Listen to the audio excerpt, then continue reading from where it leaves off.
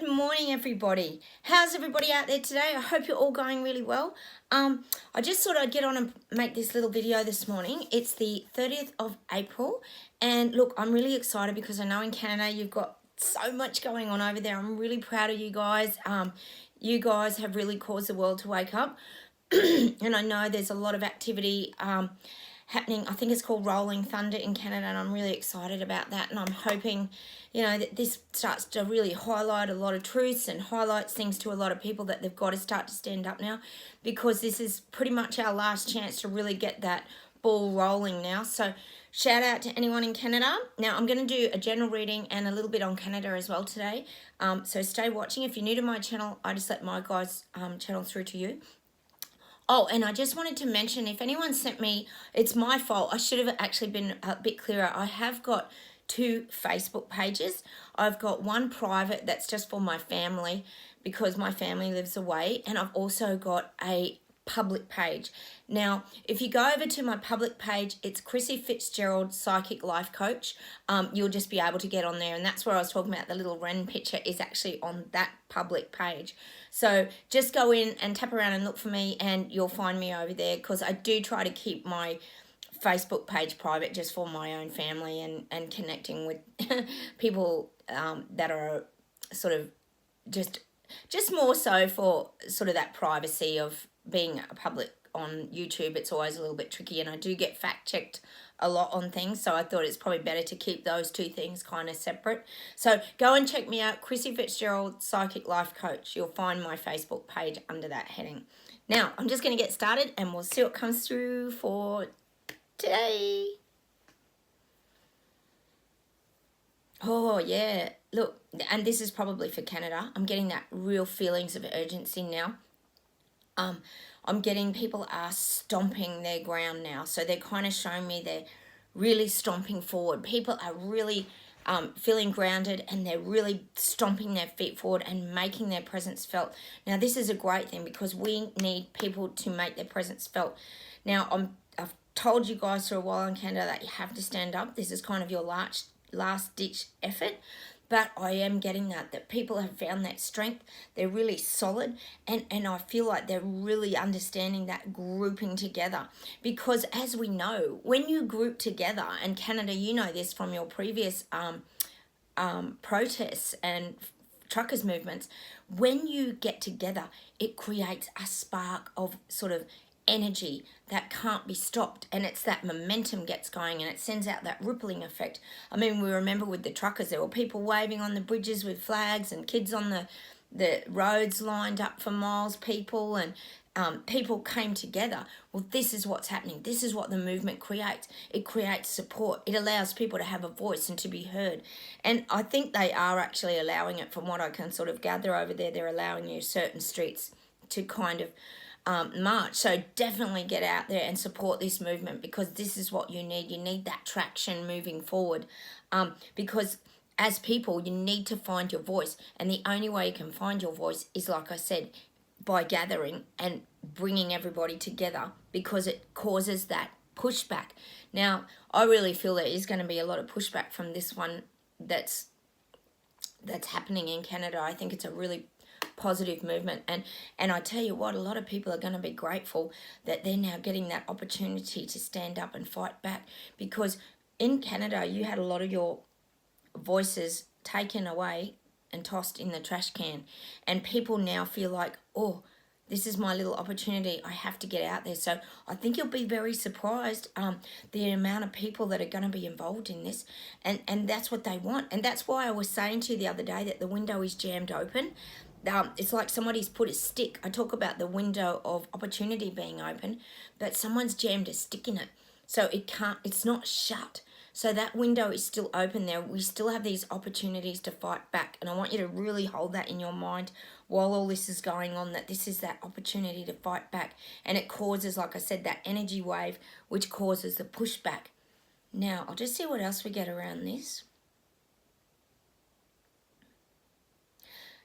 I'm getting that government's a little bit undecided about how to handle this. Now, this could be around Trudeau, but also his little plebs that work with him. I feel like he's he's wanting to handle this a little bit differently, and I think that's a positive thing. He doesn't want to squash the people anymore because he knows that he got them all offside.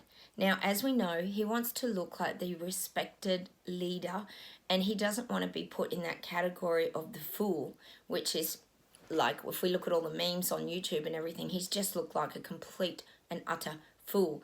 Well, he's going to try and regain his, it's not so much his power, it's more his image. He's wanting to get his image back. So government's, I think, going to be not as heavy-handed, and I think they're going to give the people a little bit more space to navigate this.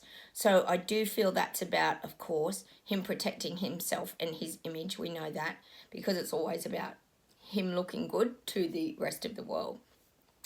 So this event in Canada may not get as ugly as it has in the past, because also you've got to remember that Trudeau and the government there has learnt from their mistakes, because what happened when there was the truckers movement and then all the chaos and everything that sort of ensued around that, that highlighted a lot of things to the rest of Canada and the world about the reset, about what's going on, about all the changes that they're implementing, how they touch people's bank accounts. You've got to remember that the rest of the world and the citizens of Canada and America and surrounding areas saw what was happening, and it scared them to death. And so that's when people drew their money out of the bank. There was a very quick succession of events that happened around that, and he doesn't want that to happen again. So I feel like he's going to handle this a lot more delicately and not be as heavy-handed. So that's something positive we can take from today, is that government's not going to retaliate as viciously. I'll see if there's any other messages today. Yeah, I'll just get that people are crying out for more. People are crying out for more input. They're wanting to have more say. They don't want to be controlled by government. They want to have their voices heard. They certainly want democracy. I mean, we know that people are wanting that. They're tired of being squashed. It's almost like they're showing me in here, in Australia, we have these things called thongs. I'm sure you've heard of them. And they're the thongs you put on your feet. Some people call them slappers or flip-flops or whatever. You have different names everywhere around the world.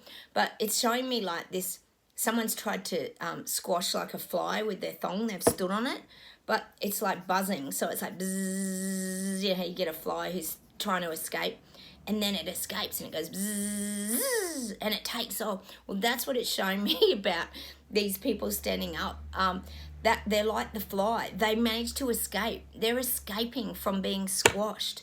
And that's the analogy they're giving me today, is that they have this zzz vibration, and we can get that back to like the fly under the thong. I know that's a very Australian and Aussie analogy today, but you know, it's like being trod on, but it's only got your sort of one of your legs, and you can still manage to escape really fast. So that's what I'm getting today. People with their vibration and zzz, they're managing to escape. So this is great because it means that people aren't being squashed anymore. They don't have, they haven't got the firm footing government and that anymore, because they know that if they squash too many people, they get that pushback, and they get vilified actually for that, because the rest of the world stands up and goes, what are you doing? Like, why is this happening? So this is what he doesn't want happening, see? And I'm still getting that around Trudeau in Canada. He doesn't want to look stupid anymore. He wants to be respected. So the only way that you can gain respect is to earn respect. So, you know, perhaps he's looked at other people too, such as, I know Macron doesn't have great respect, but he handled things very differently, Macron. So this is where the maturity comes in. You know, everybody's got to learn their way. Not that I'm saying he's a great guy or anything like that. I'm not supporting him in any way. But, you know, if this allows people to have that freedom and that be able to stand up against government, then we've got to really embrace it, because that's what I'm definitely getting today, is that we've got that zzz, that vibration to fly off and find our own space. We're not trapped and being squashed anymore, and definitely that's for you in Canada. definitely that thong on the fly, but the fly is vibrating, but it manages to wriggle itself out and just fly off and protect itself. So that's what I'm getting. So I don't think there'll be a lot of squashing around this event. I'll just see what else we get. Ooh, I definitely get tyranny is on the rise, and this is global. We know tyranny and dictatorship is coming. Here in Australia, they're already discussing the one central bank. Is it? Yeah, the central bank that everybody's going to be digitally, coming together in, which you would think would concern people in the banking industries too that are working, because you think there would be a lot of job losses around this kind of thing if everything's just centralised. But obviously, of course, people don't see that far ahead because they don't see a lot of things that are going on, as we know. So, yeah, we've definitely got a lot of that kind of thing coming in, the tyranny, the dictatorships, and that's becoming more and more obvious globally. These things can't be hidden anymore. And I remember saying earlier in the year that it would get to a point where they wouldn't hide things anymore. And I feel like they feel they don't need to hide things, because this is like the natural next step after a pandemic. This is, they feel like they have that perfect reason now to go forward, because the economy just can't keep surviving, 2 years of lockdowns. And I think, come on, like, people are not stupid. They forget that people are quite intelligent out there, and they can piece these things together, like food shortages. They're going to start looking at people becoming more vegan. There's just, oh gosh, it's just getting ridiculous. And I think what the problem is, and what they're doing, is they're hitting people with everything too hard. It's like people have got all these arrows shooting at them, and they're like, feel like they're a target, like they're the bullseye, and they're getting hit with all these arrows. This is how people are feeling out there. They're feeling overwhelmed because there's too many like holes in them. Like they're feeling like hollow and empty, because they're showing me like Swiss cheese. If you get arrows shot at you, it puts a heap of holes in you, and then you end up like Swiss cheese, and then you're just not a whole piece anymore. You're not a whole piece of cheese. So it's kind of, that's what they're kind of saying to me, just as a visual, that's how people are feeling. They're feeling like everything's coming too fast. So we've got this coming at you, that coming at you, cost of living, how you going to afford a house, how you going to make repayments, interest rates going up, food shortages, this, that, and it's got, like, people are wanting to just scream. They're like, stop. People just want to go, stop. That's what they want to do. It's like, how much can you be like shot at with arrows, and then eventually just end up with this little, I'll grab this tissue. You end up with this little piece of rag, because it's had that many arrows shot through it. It just ends up like a little piece of rag dangling. That's how people feel like their life is heading. Like they're becoming like a little old, you could say like a wrung out dish rag, because they've just got too much coming at them. And that's kind of the energy that I'm getting today. This is starting to become very obvious to people. And like I said, they don't even hide it anymore, because they think they have the right to do it. I think the only reason that we've slowed down in Australia is because we have the vote coming in May. And that's getting close. So we've only got a couple of weeks, I think, now. And it's going to be very interesting. And I'll keep you up to date as to what rolls out as soon as May's finished, because I think things are going to roll out much quicker than people are expecting. So globally, this is what I'm feeling. People are feeling like they've got too many arrows being shot at them, and it's just causing them to sort of fall apart, like the Swiss cheese with all the holes in it. They don't feel like a whole person anymore. They feel like they're not kind of being able to control things, and it makes you feel unstable. So I'll see what else we get today, but I'm definitely getting that, and that's on a global scale, not just Canada and Australia. This is globally, whether you're living in Netherlands, Sweden, Switzerland, New Zealand, Denmark, UK. Gosh, there's a lot happening in UK as well. We know these things are happening, and they're happening globally. I'll just see what else we get today.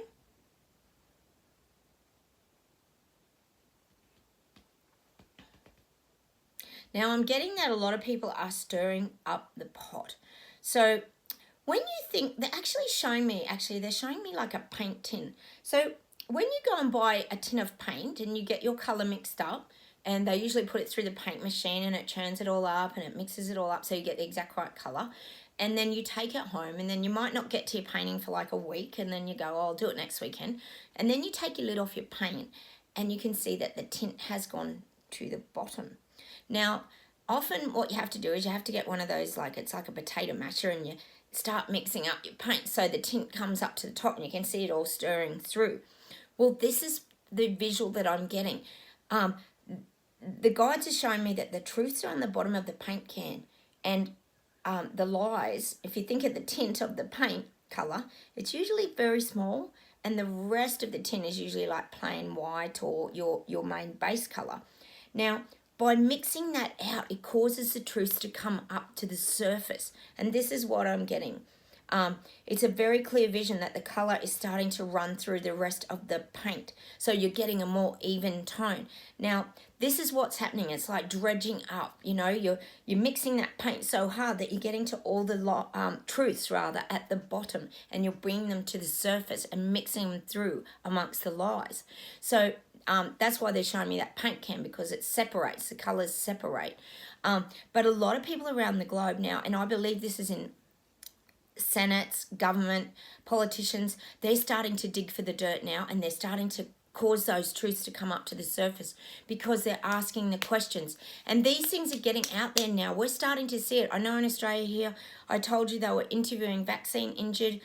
They were talking to doctors who had been silenced by, I won't say who, but we know they've been silenced. In America, everywhere, all globally, Canada, doctors and nurses have been silenced and not been able to talk out about their experiences and what they've seen. And this is happening. This is that mixing. They're stirring up the pot, and it's not stirring in a bad way. It's stirring in a good way. They're bringing the truth to the surface. And I really want you to hold that in your mind today, that there are people out there standing up for us. It's not just us having to fight and sort out the truth. Gosh, we know the Pfizer data is coming out just like that. Yay, because that's what we want. But I feel like there's a lot of people who maybe weren't aware of the resets and the agendas, and now they're questioning a lot of things. So let's hold that in our minds today, that people are starting to really stir things up and drag those truths up to the top. So it's a more even sort of lot of information that we're getting, not just fed one narrative of the, for example, the white paint. We're actually getting down deep into the truth, and we're starting to get the real stories and the real truths coming out. And it's all like mixing together now. I'll just see if there's any final messages today.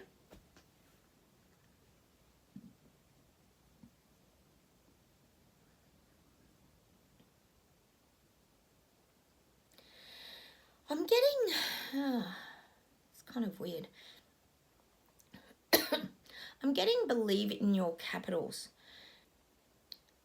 Now, I feel like what they're saying to me here is the capitals have a lot of power.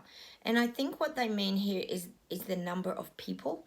Because if you think about capital cities or this kind of like very big town, they have a very large population. So that's why I always talk about them working on the capital cities first in implementing the things that they're trying to bring out in their sort of reset agenda. Because the rural areas have a lot more space and a lot more freedom. Like, you know, I live in the country and we have a lot more country, so we can go for a walk, and we're not just surrounded by electronics and surveillance cameras and this kind of thing. So it's harder to kind of implement that. So I still get very strongly that the capital cities are definitely going to be that first point of call.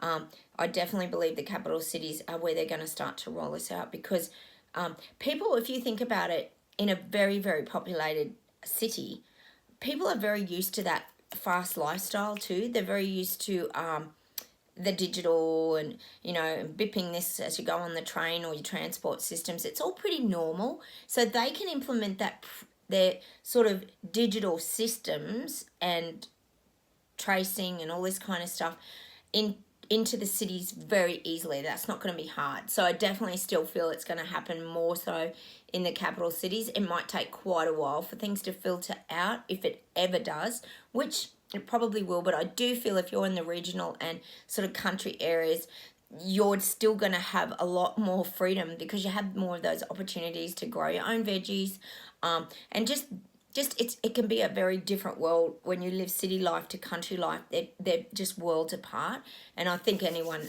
who's aware of this kind of knows that. I'm not saying that if you're in the city, gosh, if you live in an apartment, you've got a balcony, you can grow your herbs, you can grow tomatoes, you can still do things in a very smart way. Just make sure that you're really getting out and about and you don't get too caught up in all this. But I do feel they're really focusing on the capital cities. I know here in Australia, down the East Coast, I've talked about it, they're wanting to bring in the smart cities because that's the most populated really part of Australia other than Western Australia. And that'll probably happen over there eventually too, because you've got a lot of ports that bring things in Western Australia. But I do believe that that's where they're going to highlight most of this is going to be down those real city lines. So it's city to city to city to city. And that's where you're living as well, wherever you're living around the globe. I do feel like everything's going to get a lot quicker from city to city to city with their smart cities and their smart rail, and we know where it's all heading. Probably not Japan, they've already got bullet trains and all this, but anyway, we'll just see what sort of happens around the globe. But I do feel like the cities are definitely going to cop it first, and it'll filter out eventually to the rural and country areas, but I do feel like that's going to be a much slower process. If anything, there's going to be changes more around the farming sort of side of things for these guys rather than all the digital speed and pace of life. I do feel it's more that collapsing of what they're growing and how the farms are working, and there's going to be like that reconstruction of that kind of industry. So that's more how they're going to get affected in different ways. I'll just see if there's any last messages today coming through. Oh, the guys are saying, stay strong, Canada. You have got one hell of a vibe going. Don't feel belittled or beneath people. Get out there, get amongst it. Your tribe has spoken. You've got to stand up for your tribe. And the guides are saying to me that Canada is an absolutely beautiful and magical place. It has nature at its core. You're very strong human beings, and you're very powerful in the way that you present things. So, and the guides are saying, just look, and this is to everybody out there. This isn't just if you're in Canada. The guides are saying, please keep climbing that mountain. They're saying to you that nothing is insurmountable. You will get to a point one day where we can rest our flags. It's making me really sad.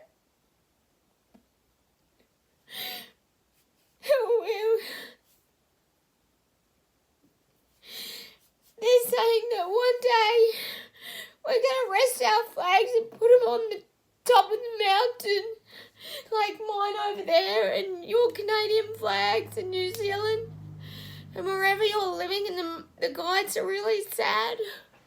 They said because it's such a powerful achievement to have achieved the things that we have and to have kept battling despite the conditions of climbing that mountain and the weather and the things that we've had to battle, that we are going to be the ones that are going to put that flag right at the top.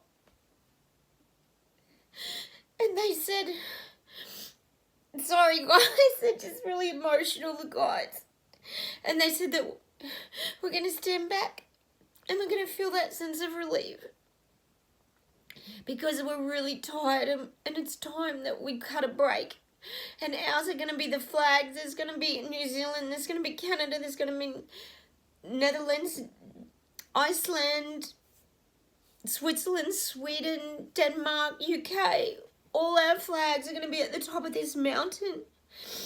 And we're just going to stand back. And we're going to walk slowly down that mountain. And we're going to look back. And we're going to look back from our towns. And we're going to look back in the distance. And we're going to see all those flags united.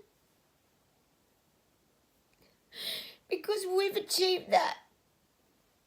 And that's what the guides are saying today, that we've achieved that unity and that coming together, and that we have strength and we have pride and we have courage. And I really want you to hold that in your thoughts today. I'll just see what the guides finish off with.